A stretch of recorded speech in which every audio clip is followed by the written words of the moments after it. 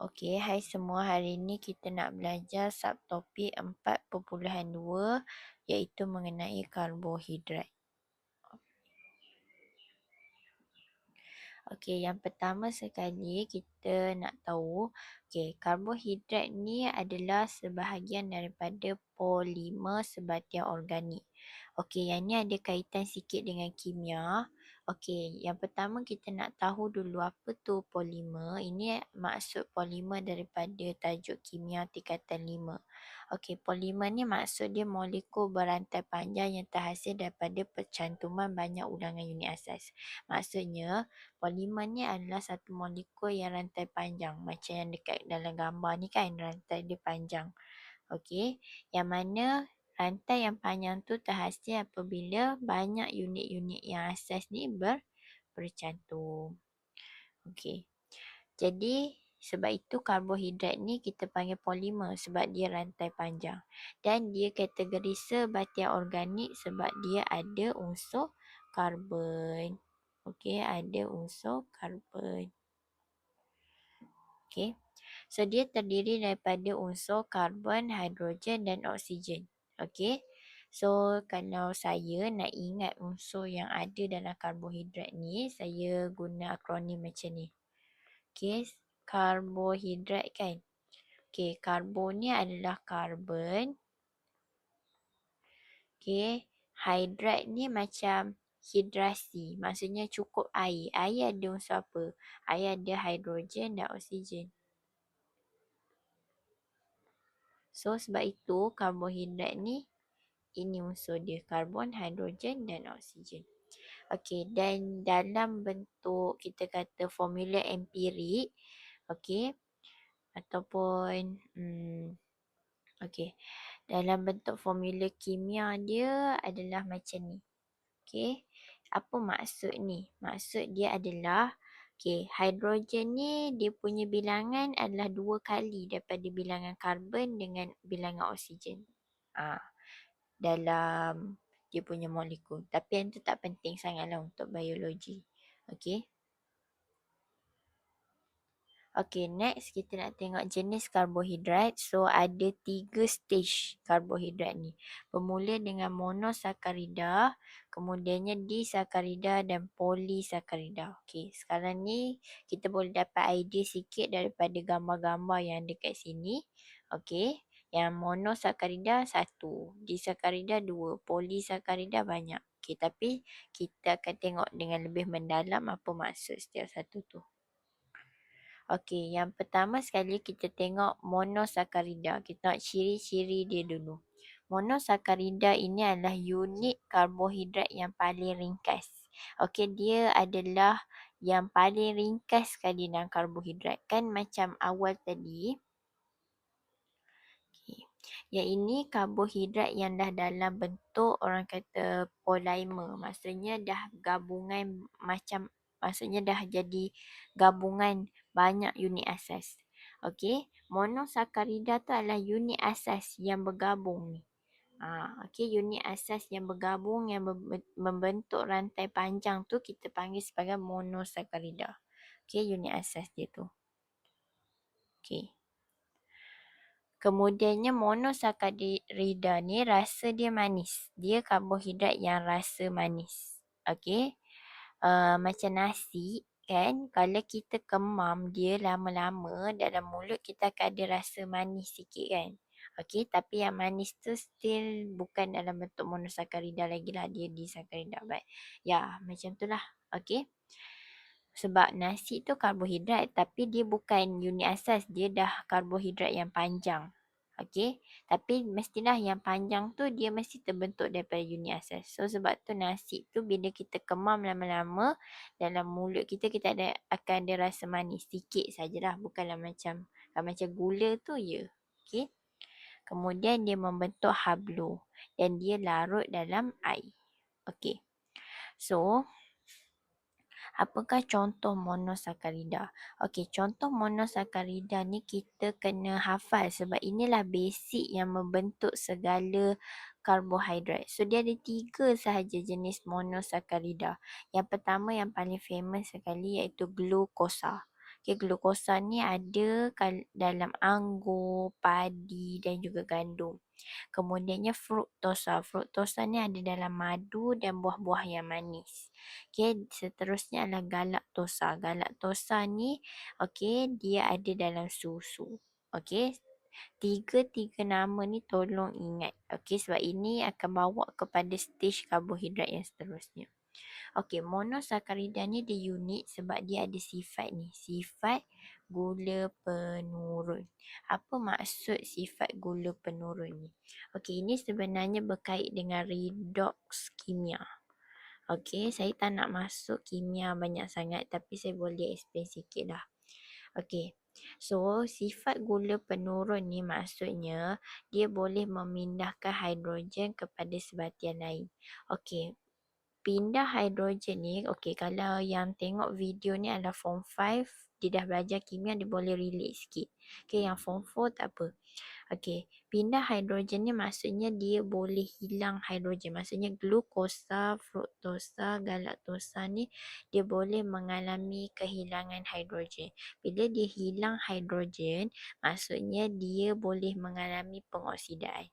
Glukosa, fruktosa dan galaktosa ni boleh mengalami pengoksidaan. Okey. So, seterusnya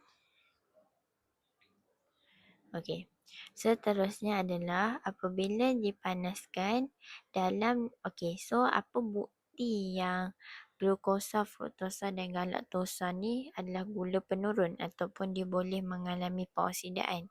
Bukti dia adalah bila kita buat test dalam larutan Benedict. Larutan Benedict ni sebenarnya dia terdiri daripada larutan kuprom 2 sulfat biru.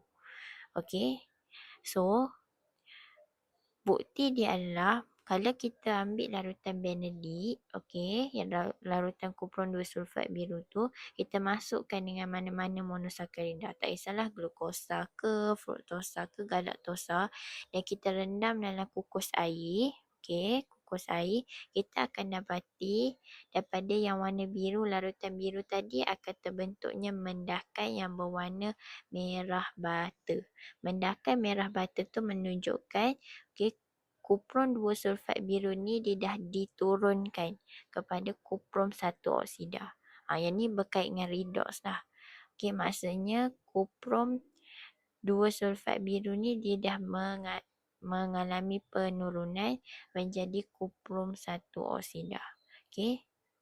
So, siapa ejen penurunan ataupun siapa yang membantu untuk turunkan dia adalah glukosa tadi.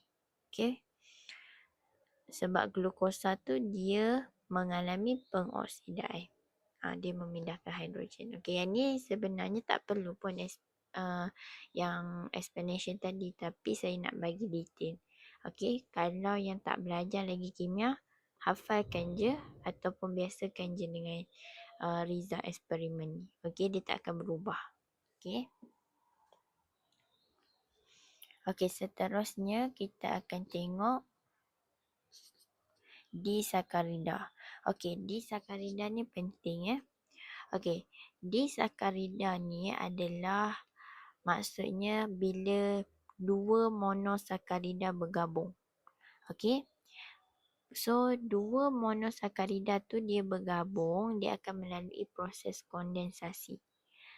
Bila dua molekul monosakarida bergabung, dia akan membentuk satu molekul disakarida. Dan pada masa yang sama dia akan membebaskan atau menyingkirkan satu molekul air. So kita tahu kita ada 3 jenis monosakarida. Betul tak? Kita ada glukosa, fruktosa dan galaktosa. Dalam proses kondensasi, maksudnya gabungan monosakarida, wajib salah satu pasangan tu adalah glukosa. Wajib. Dia tak ada dalam kita cakap pembentukan disakarida. Fruktosa dengan fruktosa tak ada. Dia mesti salah satu pasangan tu wajib glukosa. So kita yang pertama, bila glukosa bergabung dengan glukosa, mestilah melalui proses kondensasi. Kalau bergabung, mesti kondensasi. Dia akan membentuk maltosa. Dan menyingkirkan satu molekul air. Kalau fruktosa bergabung dengan glukosa, Okey, dia akan membentuk sukrosa dan menyingkirkan satu molekul air. Kalau galaktosa bergabung dengan glukosa, dia akan membentuk laktosa dan menyingkirkan satu molekul air. Okey, macam mana kalau kita nak uraikan disakarida kembali kepada unit asas dia? Maksudnya kembali kepada monosakarida dia. Kita akan pakai proses hidrolisis. Okey, hidrolisis nama pun hidro, maksudnya kita kena tambah air. Okey, lisis tu maksudnya penguraian. Okey, hidrolisis ni maksudnya penguraian, okey, yang menggunakan air. So, disakarida kita tambah kepada satu molekul air, dia akan terurai kepada unit monosakarida dia. Disakarida tambah air dan dia akan balik kepada monosakarida. Contohnya kita ambil maltosa. Kita tambahkan dengan air melalui hidrolisis, dia akan kembali kepada glukosa dan glukosa. Manakala sukrosa kita tambahkan dengan air, dia akan kembali kepada glukosa dan fruktosa. Laktosa kita tambahkan dengan air, dia akan kembali kepada glukosa dan galaktosa. Okey. Okey, yang ini kena hafal. Okey, kena hafal macam mana maltosa terbentuk, sukrosa terbentuk, laktosa terbentuk. Kena hafal apa monosakarida yang terlibat. Okey, untuk membentuk maltosa, sukrosa dan laktosa. Okey.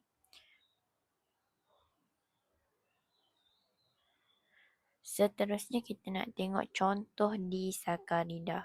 Okey, contoh disakarida untuk maltosa ada dalam bijirin. Okey, dalam bijirin. Okey, laktosa dia ada dalam susu.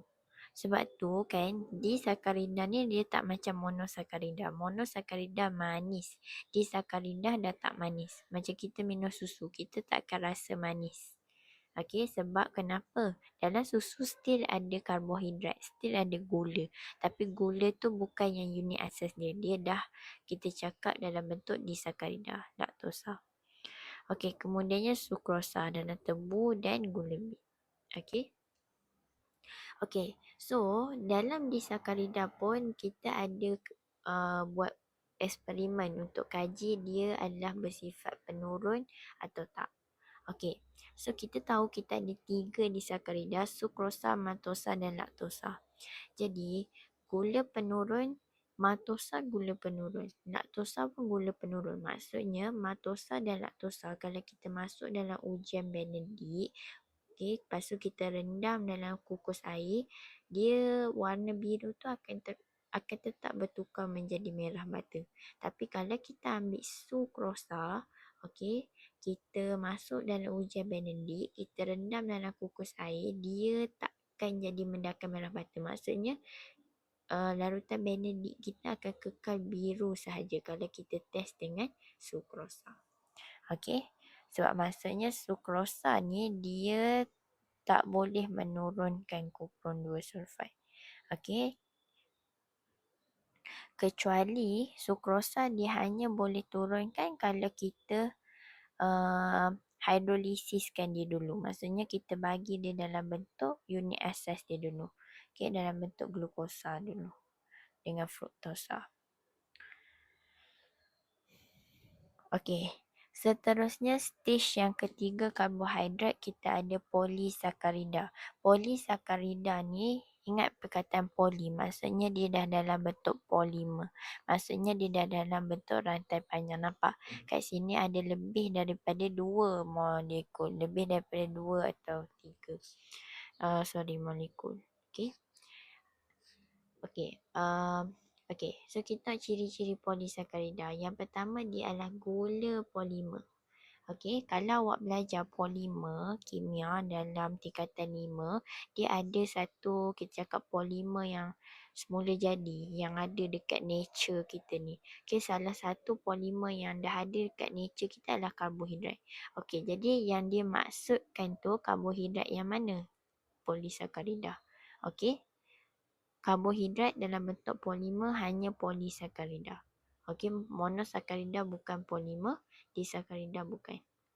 Okey, yang terdiri daripada monomer monosakarida. Okey, mestilah okey, polisakarida dia terbentuk daripada monosakarida. Okey, tapi kat sini dia melibatkan, mestilah nak membentuk tu mesti melibatkan kondensasi. Okey, sebab dia nak bergabung, monosakarida nak bergabung mesti melalui kondensasi. Kondensasi beratus-ratus monosakarida. Okey, beratus-ratus. Okey, bukan satu, bukan dua, bukan tiga, beratus-ratus monosakarida membentuk rantai molekul yang panjang. Dan polisakarida ni dia tak larut dalam air. Okey, dan dia tak manis. Okey, contoh macam awak makan nasi manis. Tak, dia tak manis. Okey, sebab dia dalam bentuk polisakarida. Tapi kalau gula masih manis. Dan dia tak menghablu. Okey, kita contoh polisakarida. Yang pertama selulosa. Selulosa ni adalah, okey, selulosa ni ada pada dinding sel tumbuhan. Selulosa ni sejenis kita cakap karbohidrat. Okey, yang ada dalam dinding sel tumbuhan. Okey. So kemudiannya adalah kanji. Okey, kanji ni adalah simpanan utama tumbuhan. Contoh dalam ubi kentang. Okey, nampak ni. Ni kanji. Okey, kemudiannya glycogen. Glycogen ni simpanan utama dalam sel otot dan sel hati haiwan. Yang ni glycogen ni kita akan belajar lebih detail dalam bab pencernaan. Okey, dalam tingkatan 4 bab yang ke depan. Okey, glycogen ni. Okey, yang mana dia datang daripada glukosa. Okey, so nampak. Okey, dia terdiri daripada rantai panjang. Okey, so seterusnya kita nak tengok apakah kepentingan karbohidrat dalam sel. Yang pertama sebagai sumber tenaga. Macam glycogen tadi, contoh macam kita puasa kan, kita tak makan.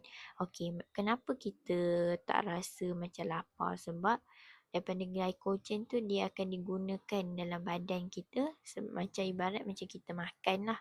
Okay, walaupun kita tak makan makanan tu secara fizikal, tapi glycogen tu sebagai makanan simpanan kita. Okay, dan dia akan melalui glukagon, maksudnya sejenis hormon lah. Sejenis hormon tu dia akan uraikan glycogen tu. Okay, dia akan bekalkan kita sumber tenaga.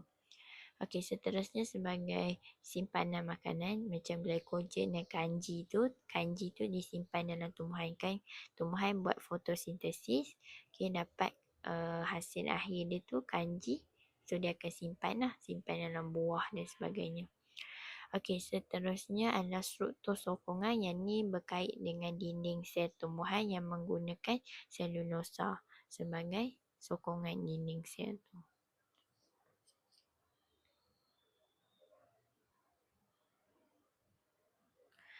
Okey, sekian saja perkongsian daripada saya untuk subtopik ni. Terima kasih.